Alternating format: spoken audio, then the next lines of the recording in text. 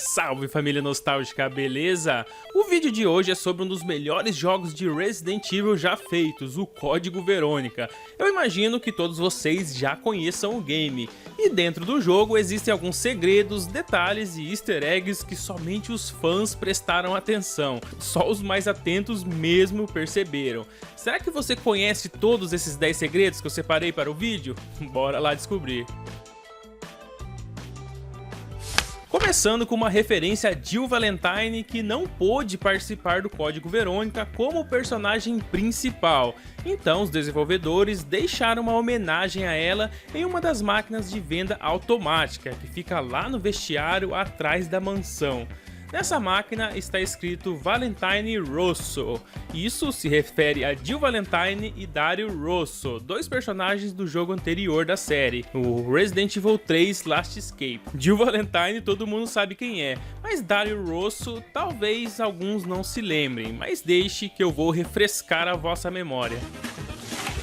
Bem no início do terceiro game, Jill encontra um tiozinho lá que não aceita sua ajuda para sair da cidade, e ele decide se trancar dentro de um container que era usado ali para armazenamento. E enquanto estava trancado lá dentro, escreveu uma carta dizendo que lamentava muito por não ter seguido seus sonhos na vida, e que estava muito triste por morrer ali, já que sua família também já havia morrido por zumbis. Esse cara é Dario Rosso, e é o primeiro contato da Jill dentro do jogo. Talvez até por isso que foi o escolhido para o trocadilho no nome de Jill Valentine em Código Verônica.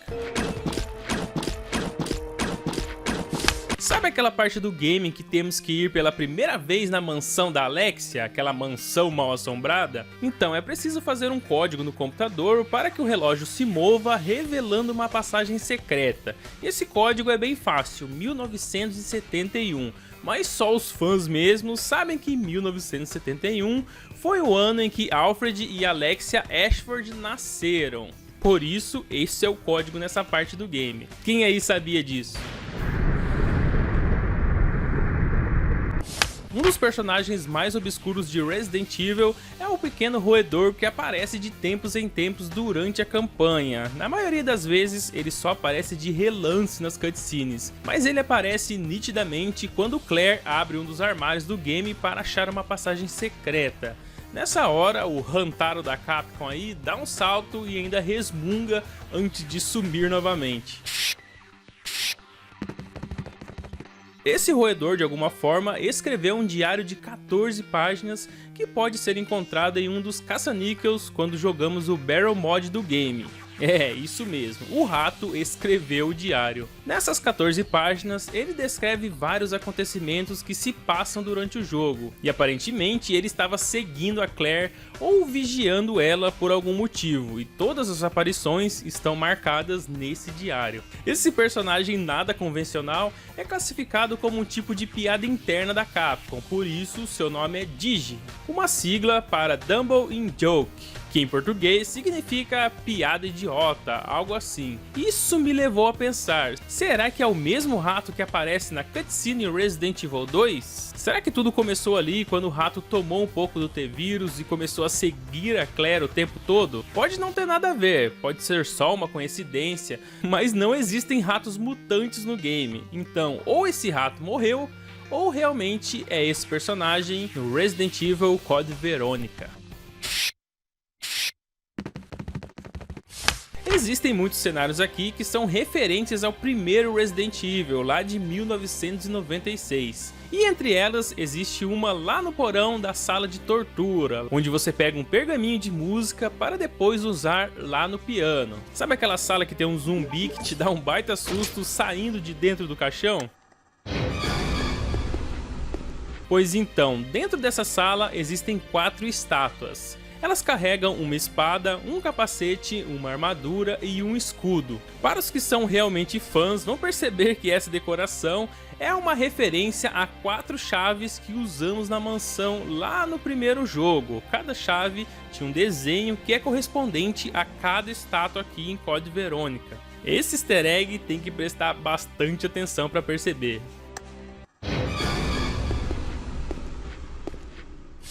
Durante os primeiros estágios de desenvolvimento, Jill Valentine era para ser a personagem principal, mas Jill foi transformada em Claire porque Biohazard 2 deixou a entender que Claire voltaria na história da série aí logo em seguida. Esse foi um dos motivos, mas ainda tinha um problema na época, né, da constante evolução e mudanças de consoles em um curto espaço de tempo. Os jogos evoluíam muito mais rápido naquela época do que hoje.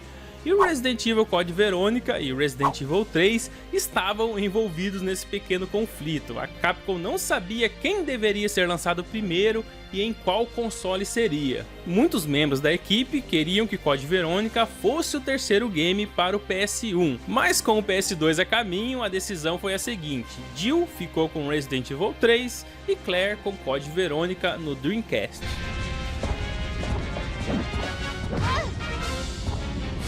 A versão Code Verônica lançada para o Dreamcast é diferente das versões dos outros games, dos outros consoles. Até por isso essa nova versão é nomeada de Code Verônica X, é uma versão mais completa do game. E a história do porquê Code Verônica saiu no Dreamcast dessa forma é bem interessante. No final dos anos 90 havia planos para lançar Resident Evil 2 no Sega Saturno, mas isso não foi possível, já que o Saturno era incapaz de rodar esse game de forma otimizada, e por isso foi cancelado. Porém, a Capcom ainda queria manter um bom relacionamento entre as duas empresas, um bom relacionamento com a Sega, e assim a empresa decidiu lançar Código Verônica como um spin-off para o Sega Dreamcast. Para não dizer que a Sega não ficou sem nada, a Capcom tentou um plano B ali com Código Verônica. Ainda bem que a Capcom cultivava um bom relacionamento com a Sega, já que infelizmente o Dreamcast foi o último console produzido pela empresa.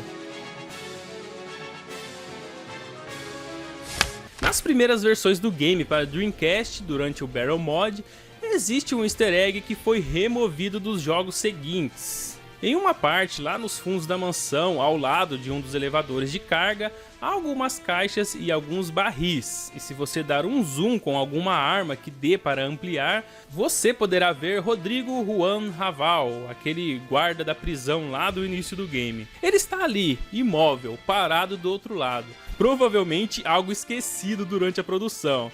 Mas é curioso, né, e dá até um pouco de medo, ele paradão ali, olhando para sua cara. Esse recurso foi removido da versão Code Verônica X e em todas as plataformas subsequentes. Então, se algum dia você quiser ver esse easter egg pessoalmente, tem que ser na versão Dreamcast. Outra mudança bem significativa é o nome dos gêmeos Alfred e Alexia Ashford. No início, eles se chamariam Hilbert e Hilda Kruger. Não é parente do Freddy Krueger, não.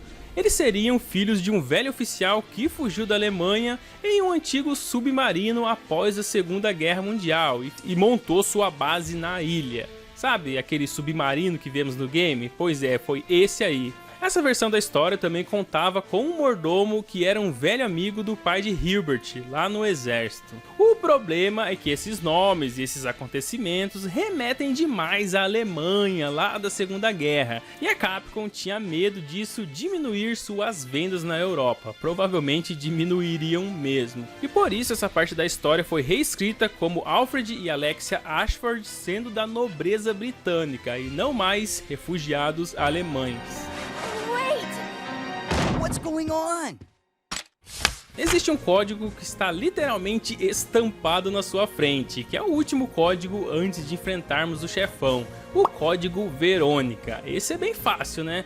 Está na capa e no nome do game. Só que para os fãs mais atentos, existe outra dica do código Verônica, já que a trilha sonora do jogo dá uma pista para esse código final. Uma das faixas se chama The Code is Verônica, e é exatamente a mesma música que toca ao fundo quando você insere aquele código para ativar o sistema de autodestruição e tudo mais, bem lá no finalzinho do jogo, antes da luta final. Você sabia disso?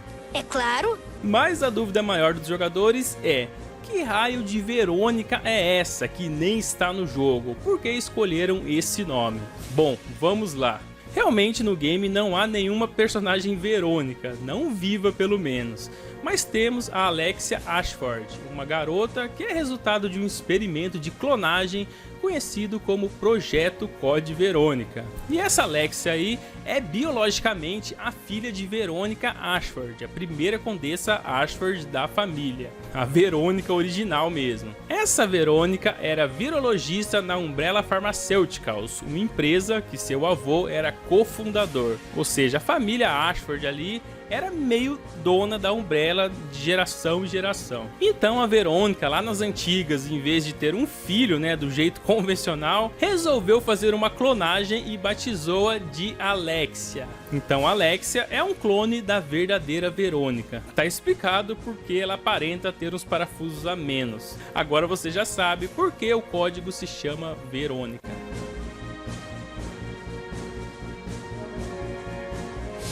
Existe um jogo lançado em 2002 chamado Gun Survivor 2, com alguns personagens e as configurações básicas de Code Verônica. Esse jogo é uma coprodução entre a desenvolvedora Namco, que conhecemos aí dos jogos Tekken, e a Capcom, que é a produtora original de Resident Evil. E apesar de ter Code Verônica no nome, Gun Survivor 2 é uma espécie de jogo de tiro em primeira pessoa, sem nenhuma relação com o verdadeiro enredo de Code Verônica, sendo os eventos do jogo descritos como um pesadelo somente na cabeça de Claire Redfield, enquanto ela dorme ao lado de Steve. Vocês se lembram, né, daquela cutscene em que Steve até tenta beijar a Claire enquanto eles viajam de avião, bem no final da primeira metade do jogo. Pois é, a Claire está dormindo e tudo que acontece em Gun Survivor 2 é apenas um sonho dela enquanto descansava naquele voo. Então, mesmo que tenha vários elementos de Código Verônica, não é nada canônico. Esse jogo teve versões para arcade e PlayStation 2, mas nunca saiu do Japão, porque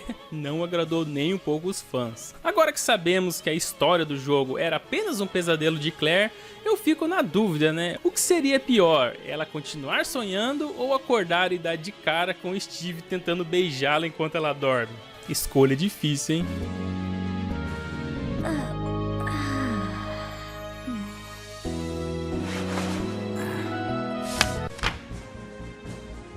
E esse é o fim do vídeo de segredos sobre Resident Evil Code Verônica. Você conhecia tudo? Só conhecia algumas coisas? Comente aí embaixo, seu comentário ajuda bastante o ranqueamento do vídeo.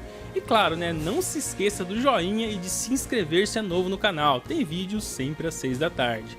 Agora sim, encerrando por aqui, muito obrigado por assistir o vídeo até o final e até a próxima. Fui!